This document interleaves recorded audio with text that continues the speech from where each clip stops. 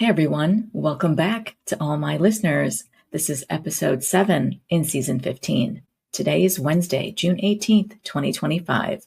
My name is Sonal Patel, and this is the Paint the Medical Picture podcast series. All right, you guys, I hope everyone is having a really nice week. So far, it is the middle of June. Hope you guys had a wonderful Father's Day over the weekend. Now, let's get started. Today's episode will hopefully be a little bit shorter. Today's Newsworthy is going to be featuring my spotlight on Alzheimer's and Brain Awareness Month. And in my Trusty tip, I'm going to be focusing on a new OIG audit that was released, and it focuses on diagnosis upcoding. And I'm going to go ahead and close out and round out today's episode with another remarkable quote on hope and aspirations by Christopher Reeve. All right, you guys, let's get into it. So in today's Newsworthy, the focus for the month of June is on Alzheimer's and Brain Awareness Month. Now, the Alzheimer's Association is all about going purple to raise awareness. Purple is the official color of the Alzheimer's movement. Wear and share purple throughout the month of June to spread awareness and invite others to join the fight to end Alzheimer's. Now, worldwide, more than 55 million people are living with Alzheimer's or another form of dementia, and 2/3 of Americans have at least one major potential risk factor of dementia. Let's go over some of the 10 early signs and symptoms of Alzheimer's and dementia. Number 1, the first sign is for memory loss that disrupts daily life. Now, it may be a symptom of Alzheimer's or other dementia. Alzheimer's is a brain disease that causes a slow decline in memory, thinking, and reasoning skills. There are 10 warning signs and symptoms.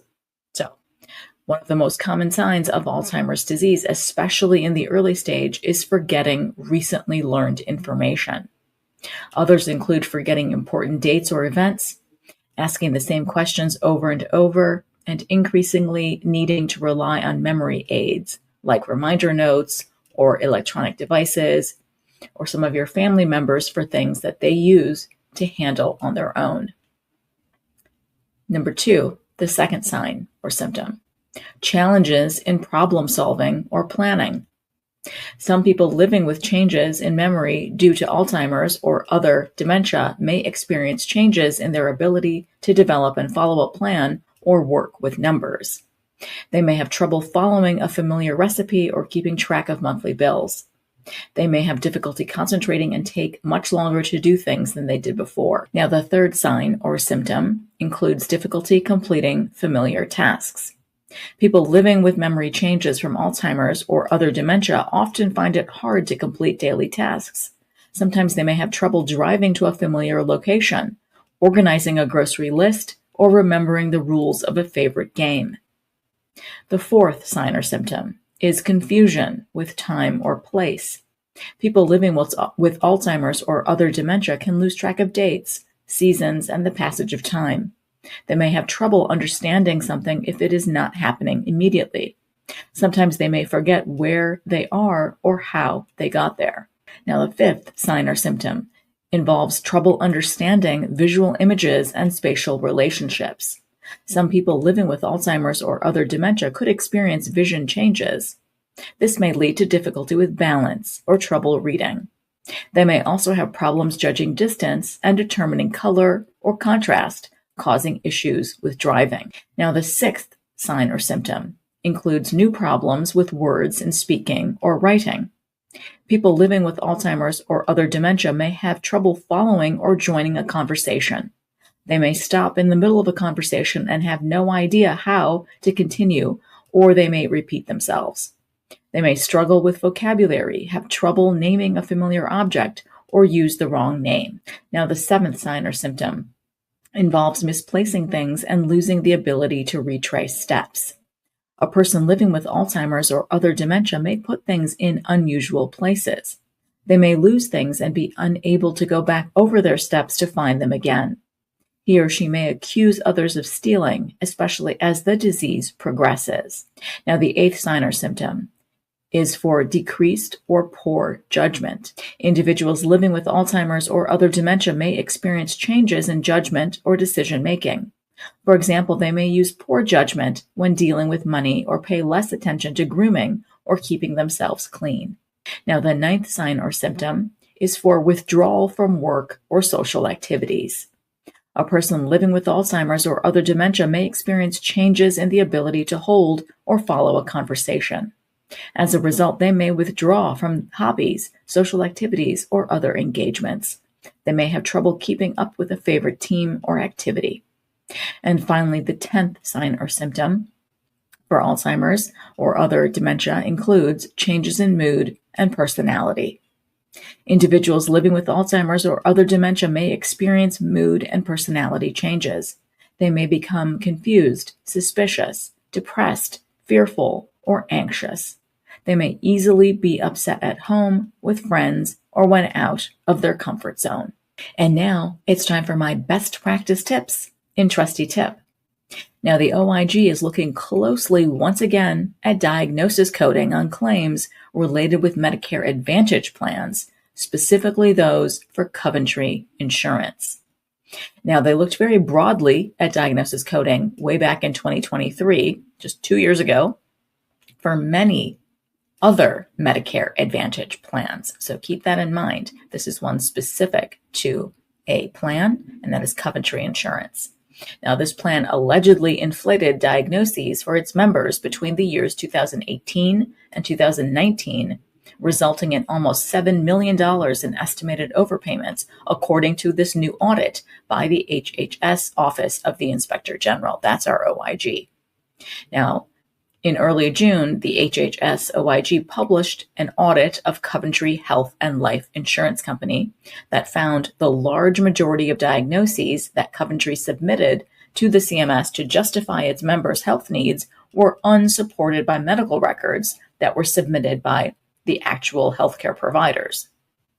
Now, the OIG reviewers recommended that Coventry search for other instances of noncompliance following this audit period and refund the $7 million, along with any additional overpayments that it's able to identify. Now, Coventry Health and Life Insurance, however, largely disagreed with the OIG's audit findings and refused. So let's look at why the OIG performed this audit. So in the report, the OIG report states that under the Medicare Advantage program, the MA program, CMS makes monthly payments to MA organizations according to a system of risk adjustment that depends on the health status of each enrollee. So accordingly, MA organizations are paid more for providing benefits to enrollees with diagnoses associated with more intensive use of healthcare resources than to healthier enrollees who would be expected to require fewer healthcare resources. So basically, the sicker the plan member, the more the plan gets reimbursed. They're incentivized by the CMS. Now, to determine the health status of enrollees, CMS relies on MA organizations to collect diagnosis codes from their providers and submit these codes to the CMS. Now, some diagnoses are at higher risk for being miscoded, which may result in overpayments from CMS. So the OIG says that this audit examined whether Coventry Health and Life Insurance Company's submission of selected diagnosis codes to CMS for use in CMS's risk adjustment program complied with federal requirements. So that was the OIG's why. Now, the OIG focus, what was that on? So it included 10 high-risk diagnosis groups, and those included acute stroke, acute myocardial infarction, embolism, major depressive disorder, rheumatoid arthritis, vascular disease, angina pectoris, diabetes with complications, chronic obstructive pulmonary disease, and renal failure. So those are the top high-risk diagnosis groups that they looked at. But I wanted to focus on, let's just look at one of these high-risk diagnosis groups, specifically major depressive disorder, right? I've been talking a lot about mental health care over these past few months in the podcast. So to be diagnosed with major depressive disorder, for short MDD, an individual must experience a persistently depressed mood or diminished interest in activities, accompanied by other symptoms such as changes in sleep, appetite, energy levels, concentrations, and feelings of worthlessness or guilt. These symptoms must be present for at least 2 weeks and cause significant distress or impairment in daily life.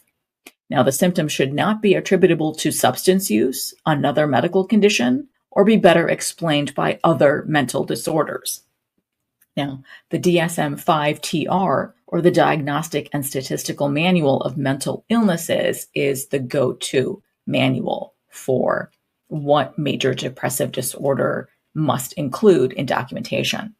So the DSM-5-TR criteria, diagnostic criteria in 2025 states that 5 or more of the following symptoms have been present during the same 2-week period and represent a change from previous functioning. At least one of the symptoms is either 1, depressed mood, or 2, loss of interest or pleasure.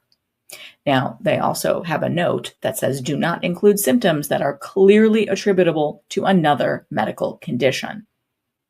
Now, number 1, you can have depressed mood most of the day, nearly every day, as indicated by either subjective report, which means they feel sad or empty or hopeless, or there are observations made by others, which means they appear to be tearful.